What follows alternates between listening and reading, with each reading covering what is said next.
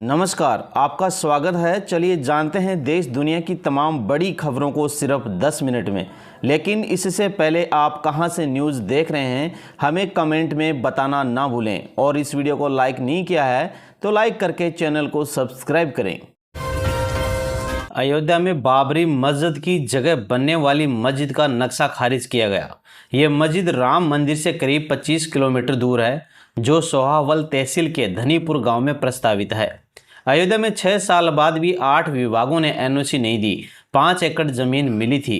अयोध्या विकास प्राधिकरण ने मस्जिद के लेआउट प्लान को खारिज कर दिया है। कई सरकारी विभागों की ओर से अनिवार्य अनापत्ति प्रमाण पत्र जारी नहीं किया गया था। इसी को आधार बनाकर यह कार्रवाई की गई है। इसका खुलासा एक आरटीआई के जवाब में हुआ है।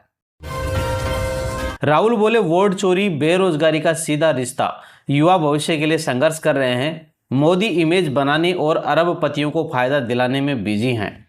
लोकसभा में विपक्ष के नेता राहुल गांधी ने बीजेपी पर वोट चोरी के आरोप लगाए। उन्होंने एक्स पर लिखा कि देश के युवाओं की सबसे बड़ी समस्या बेरोजगारी है और इसका सीधा रिश्ता वोट चोरी से है। उन्होंने बिहार के बेरोजगार युवाओं का वीडियो शेयर कर लिखा, जब कोई सरकार जनता का विश्वास जीतकर सत्ता में आती है तो उसका पहला कर्तव्य होता है युवाओं को रोजगार और अवसर देना।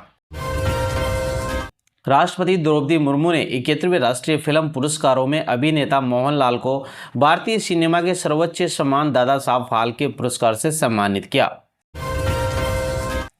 राजस्थान के पूर्व मुख्यमंत्री और कांग्रेस नेता अशोक गहलोत ने कहा, कन्हैयालाल हत्या मामले को 3 साल होने को आए हैं, लेकिन एनआईए अभी तक कुछ नहीं कर पाई। हमारे समय में हमने 3 घंटे में आरोपी को पकड़ लिया, पीड़ित परिवार को मुआवजा दे दिया। क्या कारण है कि एनआईए मामले को आगे नहीं बढ़ा पा रही है? अगर हमारे पास मामला होता तो 6 से 8 महीने में फैसला हो जाता। मैं हिंदू मुस्लिम नहीं देखता, मैं देखता हूं कि किसने हिंसा की है। भाजपा आरएसएस वाले जाति धर्म देकर कार्यवाही करते हैं। राष्ट्रपति द्रौपदी मुर्मू ने सुपरस्टार शाहरुख खान को उनकी फिल्म जवान के लिए सर्वश्रेष्ठ मुख्य अभिनेता का राष्ट्रीय फिल्म पुरस्कार प्रदान किया। कांग्रेस CWC बैठक पर बिहार के मुख्यमंत्री सम्राट चौधरी ने कहा, पूरे देश कांग्रेस पार्टी को जानता है। कांग्रेस ने लगभग 55 सालों तक भारत को लूटा है। चुनाव के समय में आ रहे राहुल गांधी तो आने दीजिए। राहुल गांधी बिहार में रोड बिजली सब देख रहे हैं। ये लोग आएंगे तो बिहार के विकास का प्रचार होगा। कोलकाता में भारी बारिश से बाढ़, 7 लोगों की मौत, सड़कों और घरों में पानी भरा। रेलवे मेट्रो सर्विस ठप हो गई है। ममता बोली, ऐसी बारिश कभी नहीं देखी। पश्चिमी बंगाल के कोलकाता और उसके आसपास के इलाकों में सोमवार देर रात से मंगलवार सुबह तक मूसलाधार बारिश से बाढ़ आ गई। पानी में बिजली का करंट फैलने से अब तक 7 लोगों की मौत हो गई है। कोलकाता में पिछले 24 घंटों में लगभग 247.5 mm बारिश दर्ज हुई है। शहर की कई सड़कों पर 3 फीट तक पानी भर गया है। यातायात व्यवस्था सुबह से चरमरा गई है। सड़कों पर खड़ी गाड़ियां आधी से ज़्यादा डूब गई हैं। वहीं घरों और रेजिडेंशियल कॉम्प्लेक्स में भी पानी भर गया है। आजम खान जेल से बाहर आते ही डीएसपी पर भड़के। 23 महीने बाद रिहा होकर रामपुर में घर पहुंचे। बसपा में जाने की अटकलों पर जवाब दिया। सपा नेता आजम खान 23 महीने बाद सीतापुर जेल से रिहा हुए। रामपुर में अपने घर पहुंचे तो रास्ते में डीएसपी पर नाराज हो गए। आजम खान ने डीएसपी से कहा, मुसाफिरों को पुलिस परेशान कर रही है। आजम ने जेल से निकलने के बाद बसपा में जाने के सवाल पर कहा, यह अटकलें लगाने वाले ही बता सकते हैं। मैं जेल में किसी से नहीं मिला, फोन करने तक की इजाजत नहीं थी। केंद्रीय मंत्री जितेंद्र सिंह ने आजादपुर मार्केट में स्थानीय दुकानदारों से मुलाकात की और कहा, प्रधानमंत्री मोदी के नेतृत्व में जीएसटी रिफॉर्म किए गए हैं। उसी को लेकर हम बाजारों में निकले हैं। दुकानदारों की भावनाओं जानने का प्रयास किया जा रहा है। सभी ने दिल की गहराइयों से प्रधानमंत्री मोदी का धन्यवाद किया है। कर्नाटक में जाति जनगणना शुरू हो गई है। 7 अक्टूबर तक जारी रहेगी। हाई कोर्ट में इसे रुकवाने की मांग वाली याचिका पर सुनवाई हुई। इसके पीछे राजनीतिक मंशा हो सकती है। कर्नाटक हाई कोर्ट राज्य में हो रही जाति जनगणना को चुनौती देने वाली जनहित याचिका पर आज सुनवाई करेगा। याचिका में जाति जनगणना के पीछे राजनीतिक मंशा का आरोप लगाया गया है। हालांकि राज्य सरकार का कहना है कि कल्याणकारी कार्यक्रमों के लिए आंकड़े जरूरी हैं। चीफ जस्टिस विभू बाक्रो और चीफ जस्टिस CM जोशी की बेंच अंतरिम रोक की अपील पर सुनवाई करेगी। सुनवाई के दौरान जाति जनगणना अंतरिम रोक लगाने का फैसला हो सकता है। पंजाब हेल्थ कार्ड का रजिस्ट्रेशन शुरू हुआ, 2 जिलों में कैंप लगे, 10 लाख तक मुफ्त इलाज होगा। पंजाब में हेल्थ कार्ड योजना के लिए मंगलवार से रजिस्ट्रेशन शुरू हो गया है। इसके लिए तरन तारण और बरनाला में कैंप लगाकर कार्ड बनाए जा रहे हैं। रजिस्ट्रेशन के लिए लोगों को आधार कार्ड और वोटर ID कार्ड के साथ अपनी एक पासपोर्ट साइज फ़ोटो ले जानी होगी। एक कार्ड बनने में 10 से 15 मिनट का समय लग रहा है। साथ ही सिस्टम ठीक से काम न करने की वजह से कुछ लोगों को निराश होकर लौटना पड़ रहा है। मुख्यमंत्री भगवंत मान का दावा है कि पंजीकरण की प्रक्रिया 10 से 15 दिनों में पूरी कर ली जाएगी। इसके बाद यह योजना पूरे पंजाब में लागू होगी।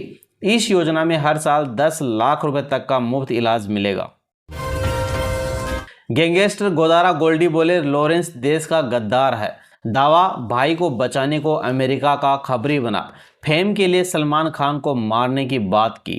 पंजाब और हरियाणा का सबसे कुख्यात लॉरेंस गैंग 2 फाड़ में हो चुका है। अब दोनों पक्ष एक दूसरे के विरोध में हैं। बात यहां तक आ गई कि विदेश में बैठे गैंगस्टर रोहित गोदारा ने लॉरेंस को अमेरिकी एजेंसियों का खबरी बताया है। रोहित और गोल्डी बराड़ की ओर से सोशल मीडिया पर एक पोस्ट वायरल की गई है, जिसमें उन्होंने दावा किया कि लॉरेंस देश का सबसे बड़ा गद्दार है। वो अपने भाई अनमोल बिश्नोई को बचाने के लिए विदेशी एजेंसियों को देश की खुफिया जानकारी लीक कर रहा है। हरियाणा, पंजाब, राजस्थान के 4 कुख्यात गैंगस्टर भारत लाए जाएंगे। शाह के निर्देश पर चंडीगढ़ पुलिस डोजियर बना रही है। इनमें सिद्धू मूसेवाला का हत्यारा भी शामिल है। चंडीगढ़ में NDPS और हिंसक अपराधों में शामिल बड़े गैंगस्टर और अपराधी जो विदेश में छिपकर बैठे हैं, उन्हें भारत वापस लाने की तैयारी की जा रही है। इनमें गैंगस्टर लॉरेंस का भाई अनमोल बिश्नोई, एक्ट्रेस दिशा पाटनी के घर फायरिंग का जिम्मेदार रोहित गोदारा, हरियाणा का रणदीप मलिक और पंजाबी सिंगर सिद्धू मूसेवाला की हत्या में शामिल गोल्डी बराड़ जैसे गैंगस्टरों का नाम शामिल है। चंडीगढ़ पुलिस पहली बार ऐसे अपराधियों का डोजियर तैयार कर रही है, जिसमें उनके नाम, फोटो और आपराधिक रिकॉर्ड और ठिकानों का पूरा ब्यौरा होगा। डोजियर 1 माह के भीतर तैयार किया जाएगा और इसे CBI को सौंपा जाएगा, जिसे गृह मंत्रालय ने नोडल एजेंसी बनाया है।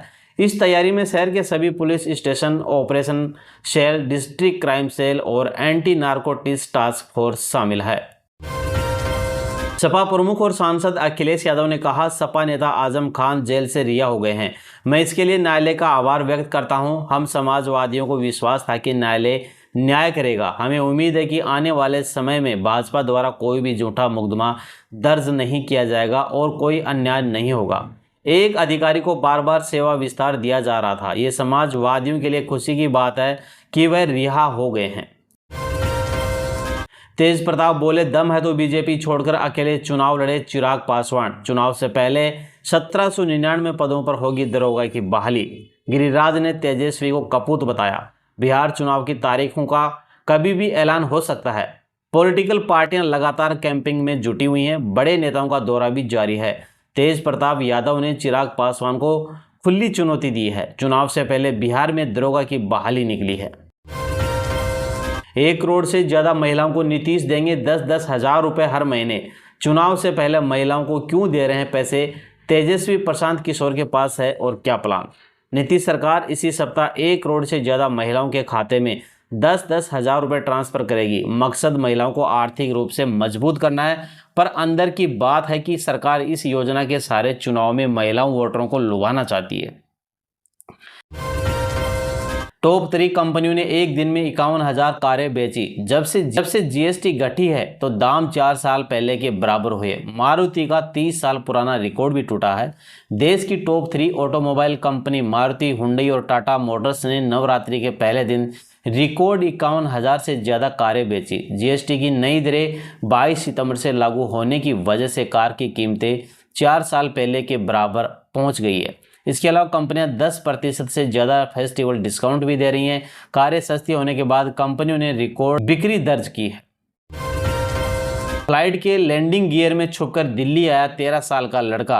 बोला देखना था कैसा लगता है। पूछताछ के बाद वापस अफगानिस्तान भेजा। अफगानिस्तान से एक 13 साल का लड़का प्लेन के लैंडिंग गियर में छुपकर भारत आ गया।